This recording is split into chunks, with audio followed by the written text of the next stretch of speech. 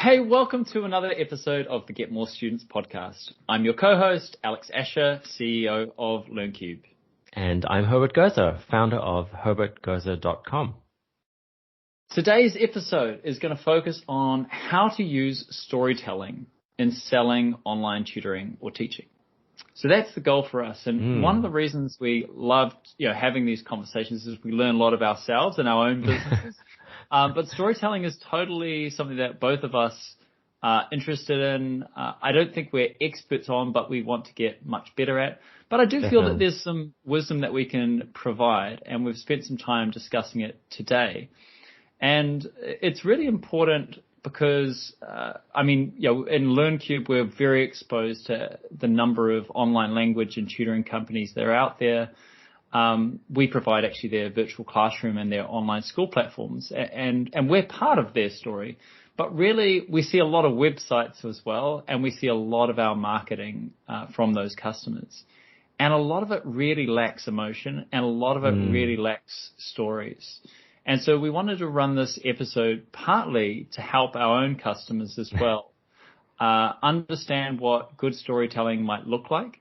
And also maybe at least the start of some ideas that people can research themselves and then really become masters in their own right at storytelling. Right. Definitely. And when it comes to, we run paid ad campaigns for education businesses, and in order to cut through all of the noise and to really stand out from the competition, storytelling is such an extremely powerful tool to grab people's attentions and to intrigue, provoke, inspire people to take action. And so, hopefully we can give you a few tips today to create your own stories. That sounds brilliant. And what a story we're going to be telling you today.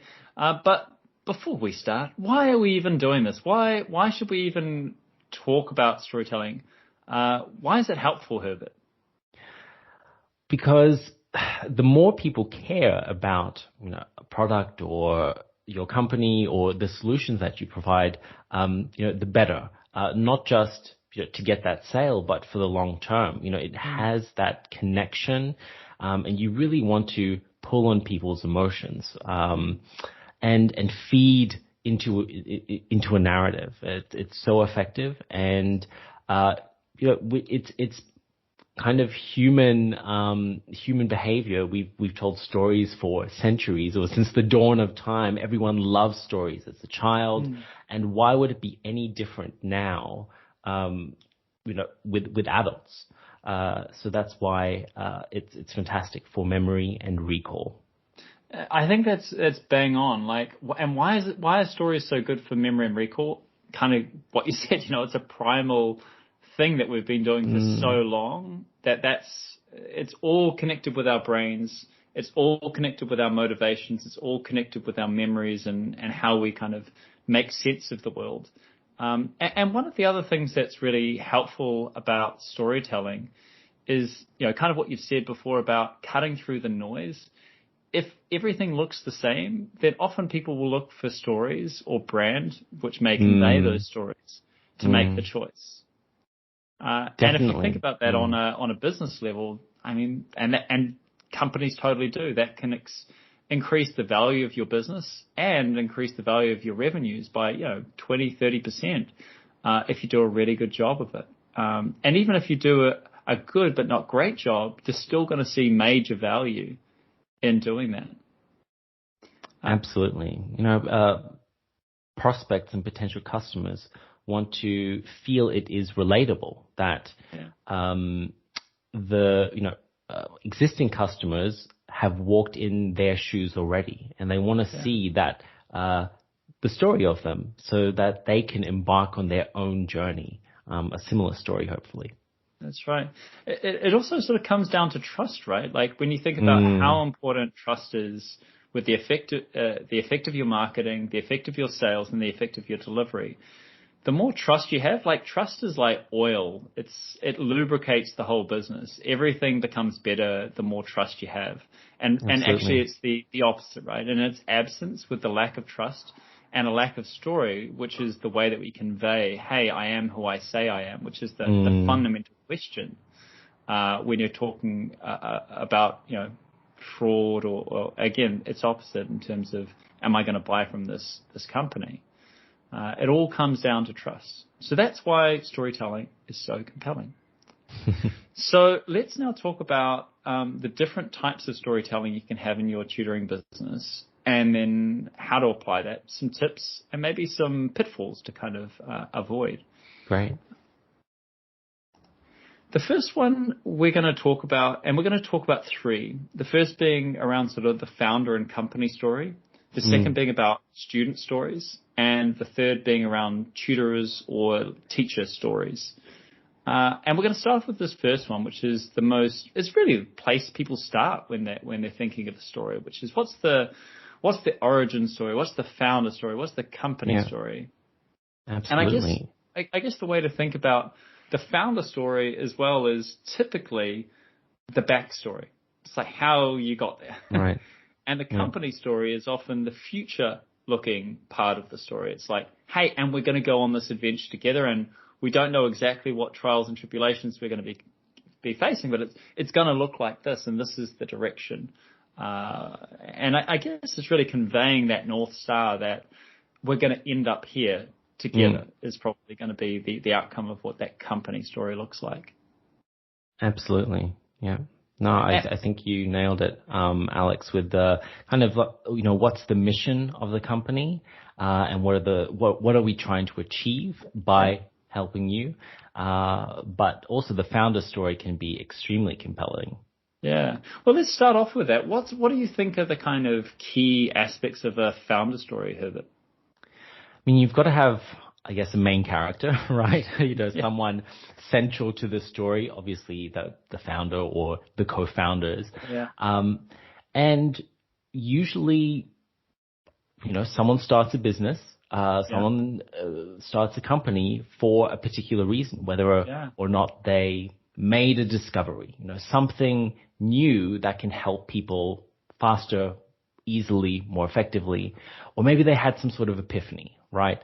And then you can, use that in your story. Or maybe it is kind of an us versus them scenario where, for example, everyone else uses this type of teaching methodology, and this is ours because this is the more effective methodology. And so kind of being a little bit polarizing, which has a negative connotation to it, but can be very effective. Yeah, I really agree with that. And helping create sides is a really helpful way to bring people along for the ride. Absolutely. People really love contrast, whether it's and there's so many different companies you could follow where they kind of create that contrast. And it might be, Apple's kind of really well known for being us versus the kind of conventional PCs. Like the other is like the generic. We're not the generic. We're this. And they've been very good from day dot at communicating that story. Definitely. We were talking a little bit before about positioning stories because they can be really helpful as well. We were using Apple, Samsung, and sort of Android kind of as examples of different positions. And I think they're kind of helpful. We're not going to go into it for very long, but simply I think it's really useful to know, does your brand position lie in are you kind of a mainstream brand, or are you a niche brand? Are you a challenger brand, or are you kind of an incumbent brand? And then likewise, are you a premium exclusive brand? Yeah. Or are you an affordable, something for everybody kind of brand? And there's a market for every one of those, and including in education. So I would definitely encourage people to kind of have a little think about that, because even when you look into those brands as well, they all tell a different story. One values the completeness of the solution, like it's its own ecosystem, which is the Apple kind of approach, versus the flexibility and open to everybody, and everybody makes this, which is the Android approach. And you can see that in tutoring as well, if you join our tutoring company, then we're going to look after you. We're going to take care of everything. You're going to be using this professional system. We're going to be coordinating things and making sure you feel comfortable. And anything that was a headache, we're going to remove with either technology or great systems.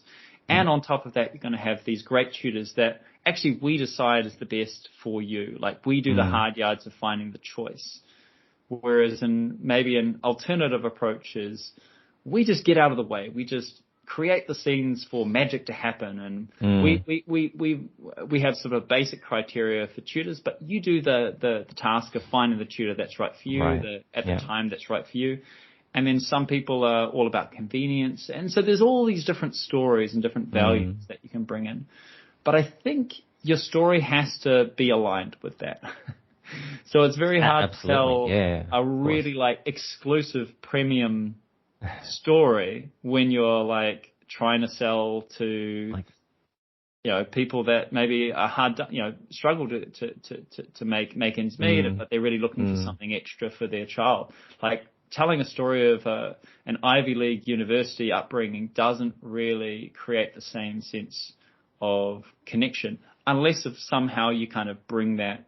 Again, that's what storytelling will do. But there needs to be a connection between the founder and the audience. Otherwise, there's no point in having the story in the end. No, because it actually could do more damage than help. Yeah, they've definitely got to be in alignment. So with that alignment in mind, that alignment needs to be in all the different aspects. Actually, we were going to talk about how do you apply storytelling. And again, that story does need to be consistent across any channel that you communicate that story. What were some of the ideas you had, Herbert, on where can people apply their story, particularly this company or founder story? Sure. I mean, obviously your website in the About Us section, and that should also touch on any of your other social profiles like your LinkedIn, your personal LinkedIn or your business LinkedIn profile, Instagram, Facebook, etc. I mean, you can also use your story and leverage it in speaking opportunities, whether that be through a webinar, through a conference, a podcast, or getting onto other people's stages to kind of spread the word about your story, your mission, and kind of creating an authority of yourself. So using that through blogs or articles, writing guest posts, whatever that may be.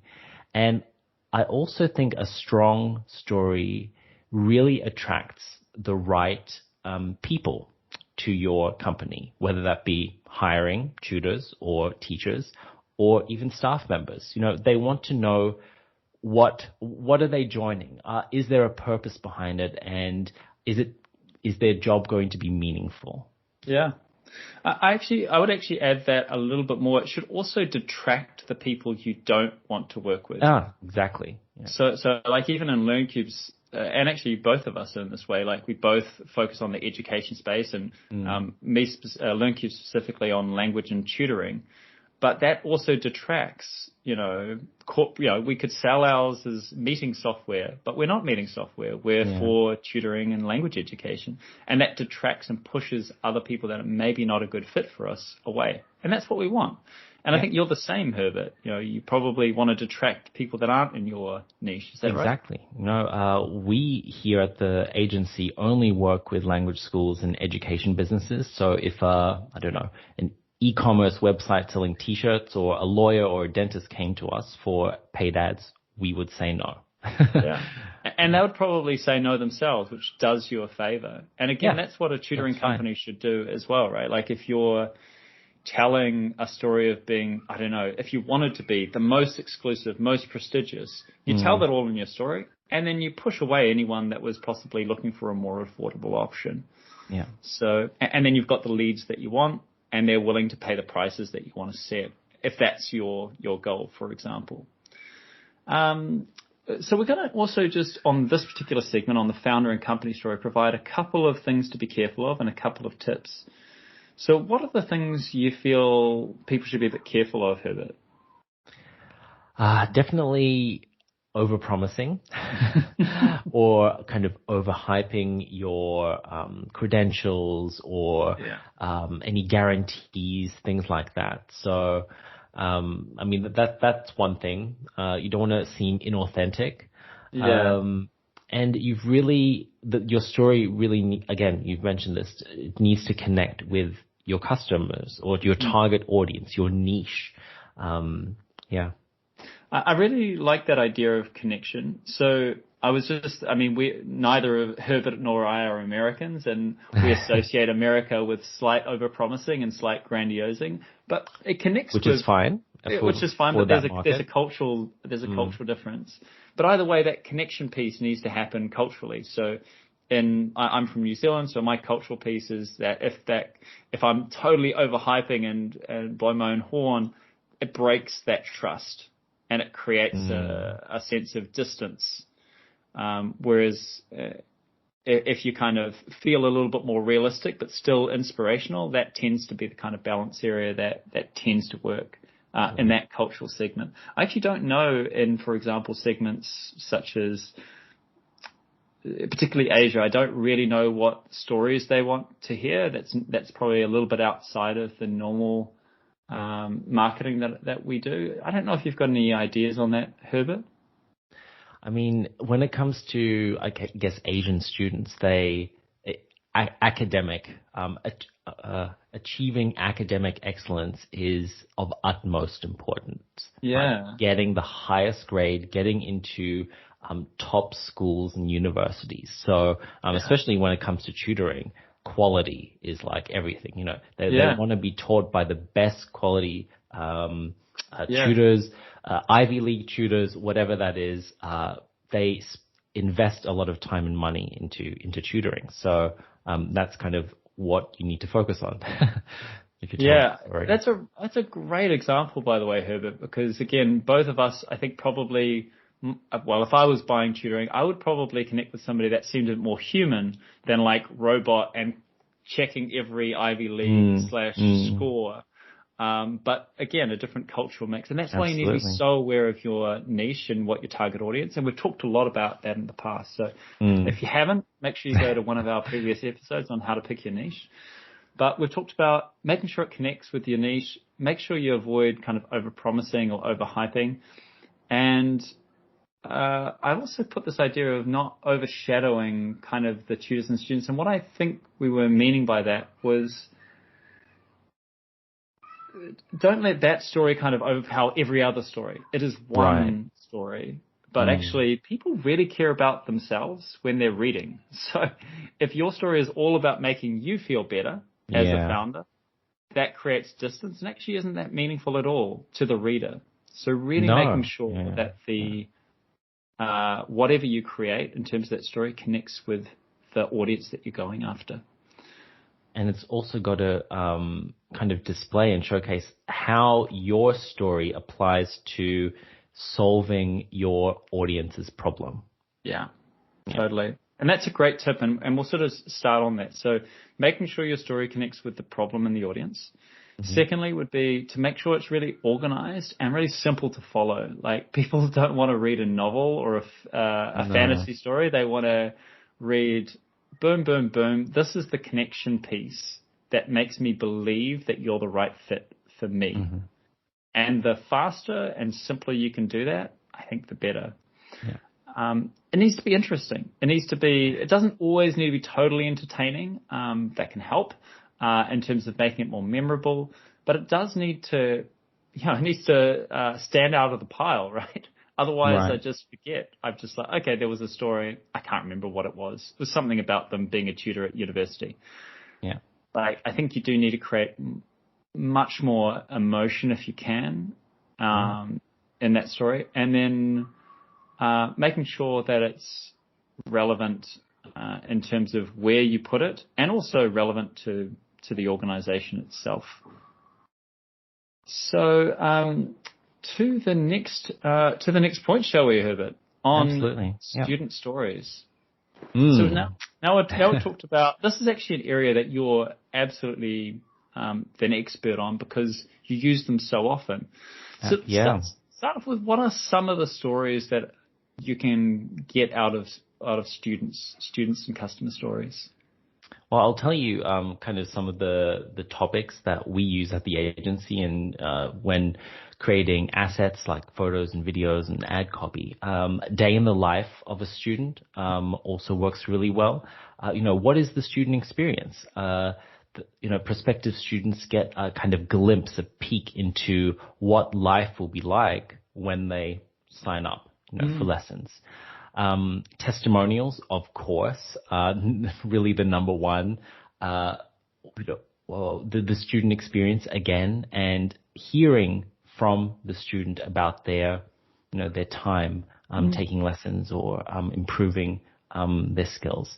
And really, you do want to focus on that transformation that the student makes. So where were they before and where are they now? And that journey is the same journey, or that should be the same journey that all your prospective customers want to take. And by showing that on your website, in social media, etc., then you'll make that connection with future customers. That's brilliant. So what are where do you apply these stories? Let's go into that before we kind of really dig into how to do a great story piece from our students.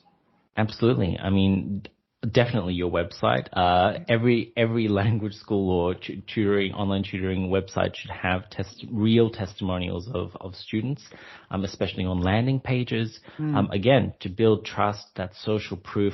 Sometimes, testimonials are just all a person needs to get them over the edge, so to say. Spread throughout all the social media platforms that you use. Be aware of the different formats on Instagram, Facebook, Twitter, TikTok, YouTube, etc., as well as in ad campaigns. Again, these sorts of customer stories are extremely effective, especially in retargeting campaigns where you are targeting people who have already interacted with your business. Maybe they visited your website, they've liked one of your photos, they commented on an Instagram post, but they haven't purchased yet. They haven't registered. And by telling these stories, using them in ads, again, you're pushing them along their enrollment journey. Makes a lot of sense to me. So you've seen a lot of good ones, and probably the ones you've created. And because you've also done some bad ones, which don't work. Sure, so let's start absolutely. with what doesn't work, and you've tried out, and you're just like, nah, this is disaster. Right. Definitely scripting testimonials does not work. Like, I know students can be very apprehensive being filmed in front of a camera, and they don't know what to say. And so the school or the tutoring company thinks, all right, please say this in front of the camera. And then it just sounds so inauthentic. They pause at the wrong time. You can see their eyes kind of glance over the notes. That's definitely something you don't want to put out there. Yeah. And it shouldn't be scripted, over practiced, or reading from a screen, so to say. So a way to overcome that is by using a more casual setting where the student really feels at ease. And it's more of an interview format or question and answering, just like in a lesson, so to say. You're asking the students question, hey, why did you choose our tutoring company, our language school? What was the experience like? Did you have any issues? What were your goals? Things like that.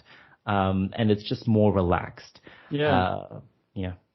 One of the things you can also do is, instead of setting them up with like, hey, you're only going to have one take at this, I'm going to ask these 3 questions and that's it, is you can actually have some almost throwaway questions at the beginning just to get them feeling like they're okay with talking, and then ask them the questions that you kind of want to. So that way you've kind of already, because sometimes you don't want to do too much editing. Editing can help, by the way, as you just edit out the ones you don't want and then you edit in the ones you do.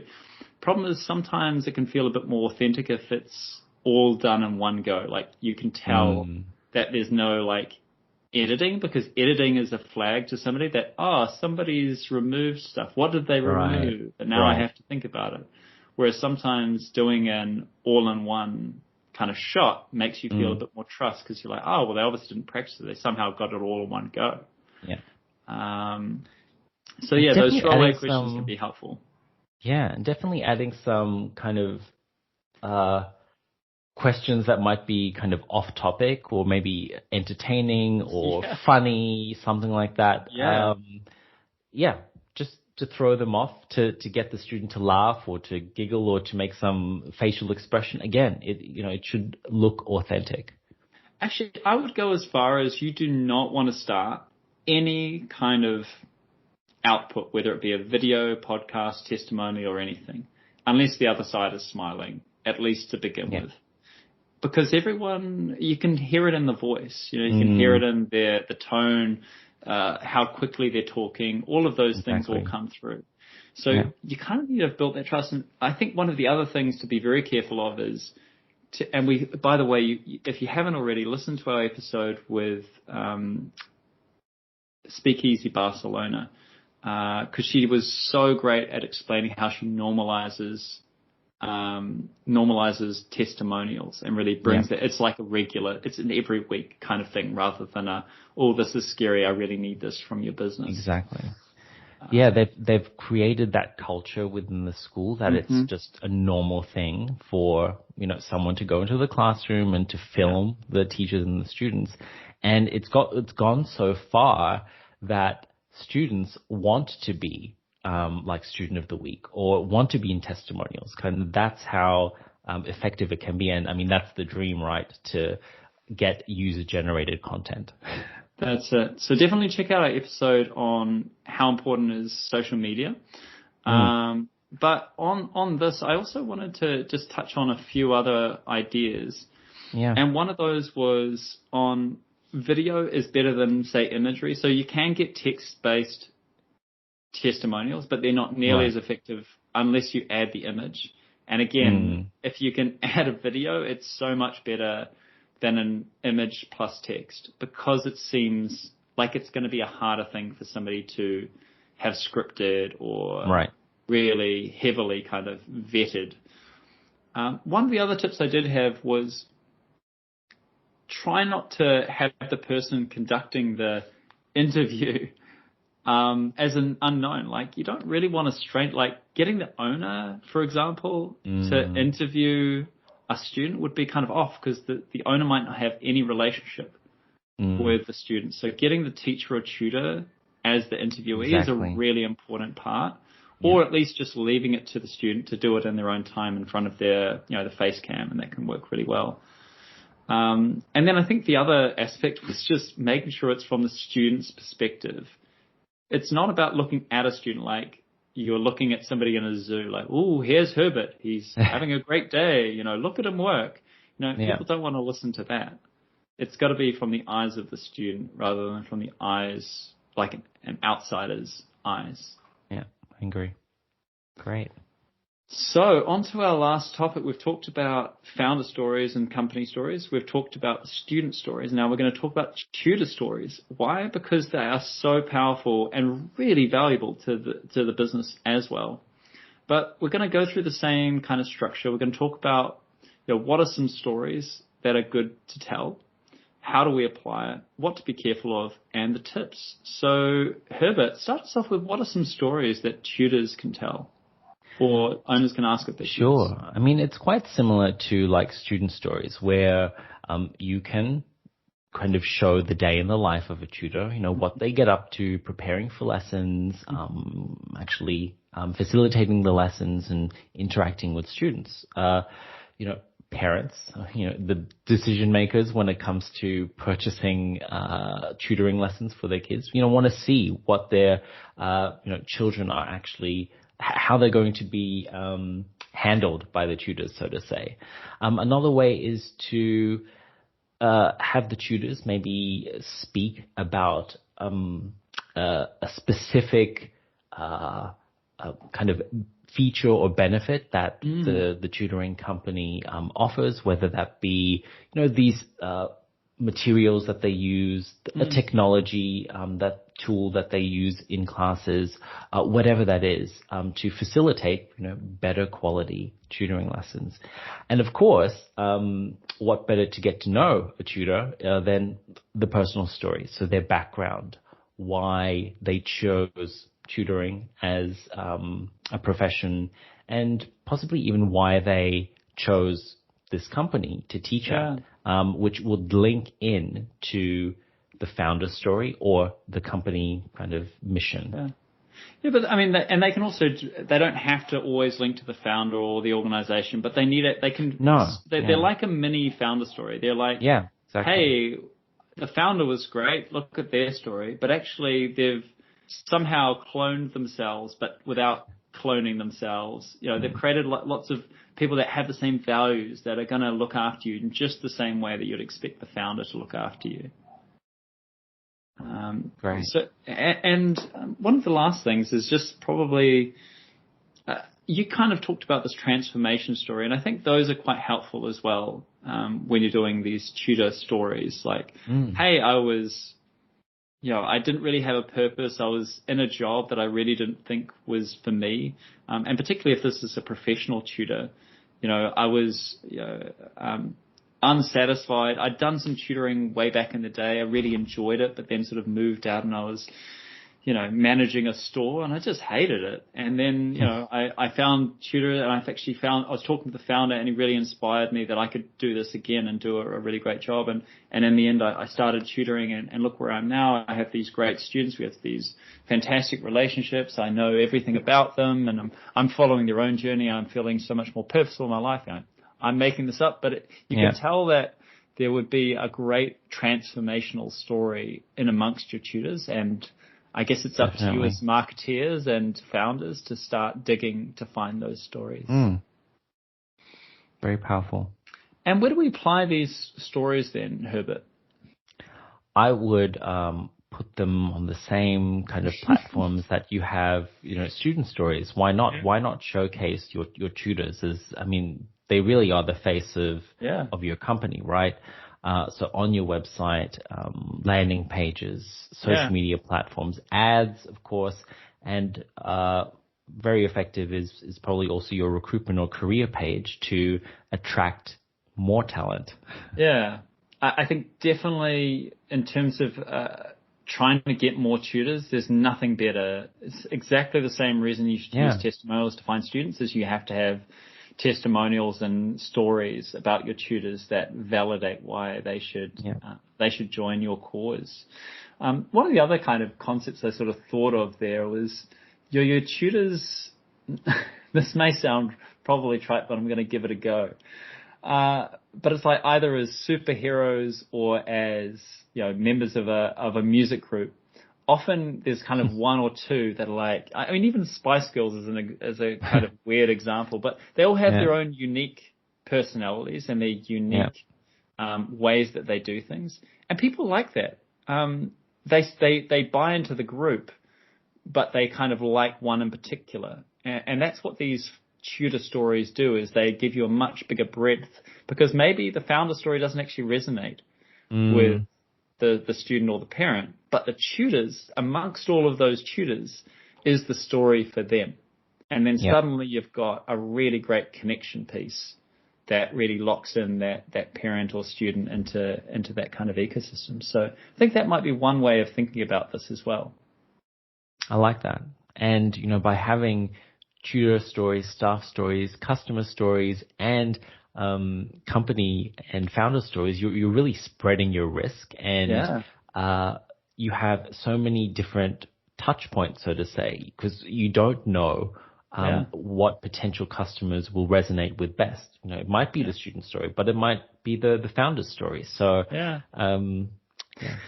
And a way to do that is through ads, isn't it? I reckon, because I was just thinking that, Herbert, I've already seen what ads you've done before, and you do, the same ad, the same kind of copy, and then you have two different videos. Maybe it's the founder story or a tutor story. Yeah. You can actually see.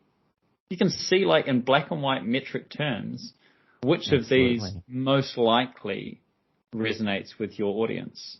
And then, that can be a really big thing. I mean, even with LearnCube, like Willem, our head of education, has become his own personality. And, people connect with him far more than they would even connect with me as a founder, because he's, an ex-language teacher, and there's a whole, he's a dynamic person. He's got a funny moustache, everyone loves him. And that's great. But I think that was just an example of having different stories and, finding some hidden gems in there.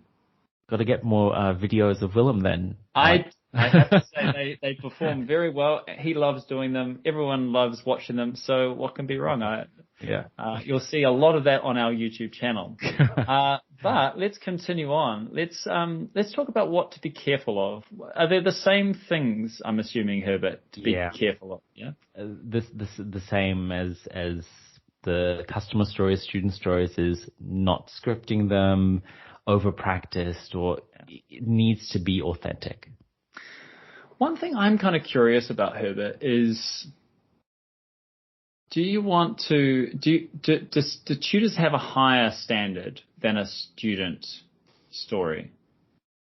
Like, do you need a professional camera that you don't need at all? We've definitely decided that in terms of your students, but is there a higher quality video? Is there a higher quality level of talking engagement required? Like, what's required for a tutor video to be really good?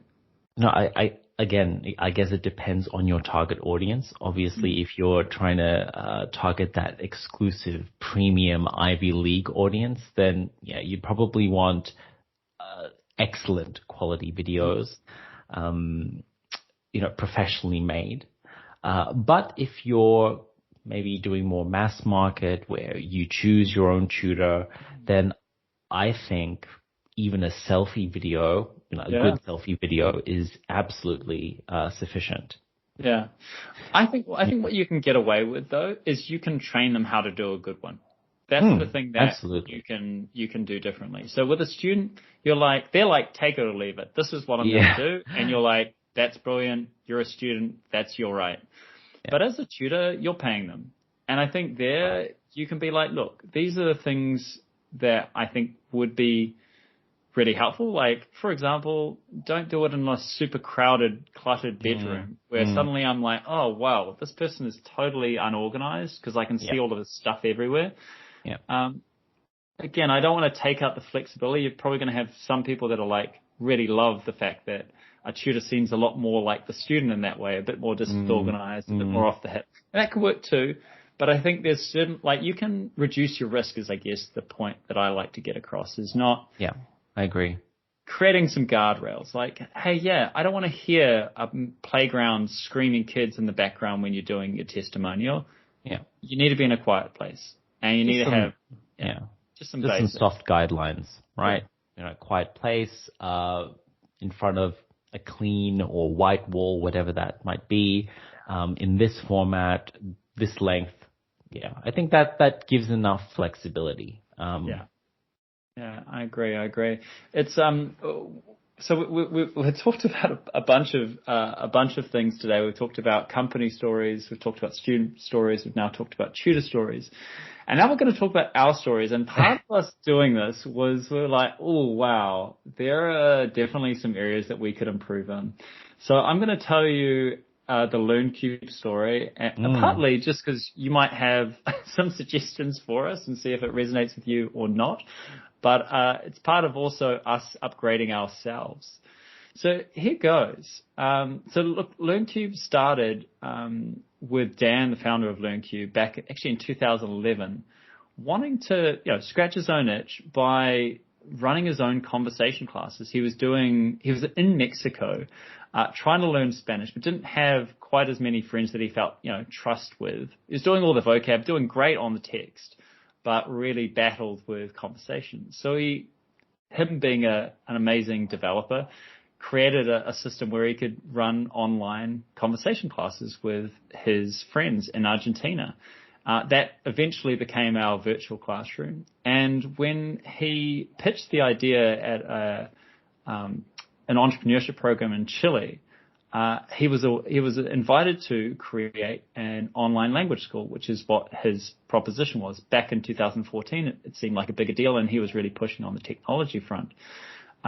He did a really good job of that, but after a while, he really saw that he was quite limited. Like, the only students he could really have an impact on, the only teachers he could have an impact on, were the ones he actually employed. And so he started selling the technology. And actually, it suited Dan so much better, because that was his strength, was in building amazing technology and removing all of the friction pieces, and really creating an all-in-one solution, which has now become our online school.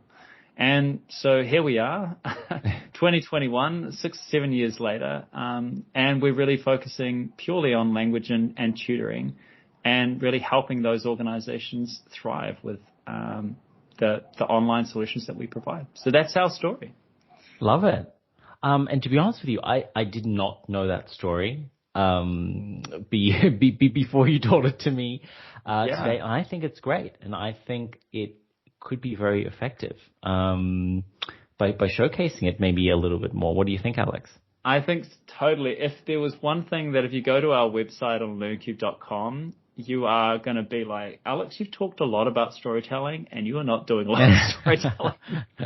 Right. I think that's part of us building our own confidence, and maybe the listeners here resonate with that. Like, there's a sense of maybe wanting to project yourself as being a little bit bigger, and that can often be at the detriment of telling your own story. And I'm happy to kind of put my hand up and say we haven't done a great job with that. I think part of that is, you can make up excuses about, it's not that important. The most important thing is focusing on the product or focusing on marketing or something else. But actually, storytelling, it's free. And so it's probably even more embarrassing that we're not as good as we should be about telling those stories. So if you're listening, apologies in advance, and I hope you see improvements on the learncube.com website very shortly. Yeah, I think it's a great opportunity. But Herbert, I don't think you've been a total saint here as well. Tell us your story. Right. Well, I mean, from the outset, I needed to try and lead with my story, because this digital marketing space, is very saturated. There are thousands of digital marketers offering every kind of service, and a lot of businesses are quite skeptical when it comes to digital marketers, because they've had bad experiences. So storytelling is super crucial for me, because I can connect with language school owners and their marketing teams. So I come from a language school, language teaching background. I started off as a business English teacher at Berlitz, one of the big language school networks. Was there for a few years, and then I switched over to sales for a different language school, where I was selling corporate language courses to companies like Bosch, Miele, Swarovski, Red Bull, etc. So I also saw that side of the business, so to say, the sales side. And that language school needed some help with promoting their English camps and language courses. And I had some experience previously with running some ads. Not an expert, but I put up my hand, and I tested out these ads for them, and it worked. We got leads, we got registrations in for their courses, and I really enjoyed that side of the business. It was more creative, and I found that a lot of language schools struggled with marketing, especially online marketing. And I thought, why not start an advertising agency that focuses solely on helping language schools sell more courses through paid ad campaigns online. So that's where I started, and that it's been nearly 3 years now since. And really, the focus was to help more language schools rather than just this one language school.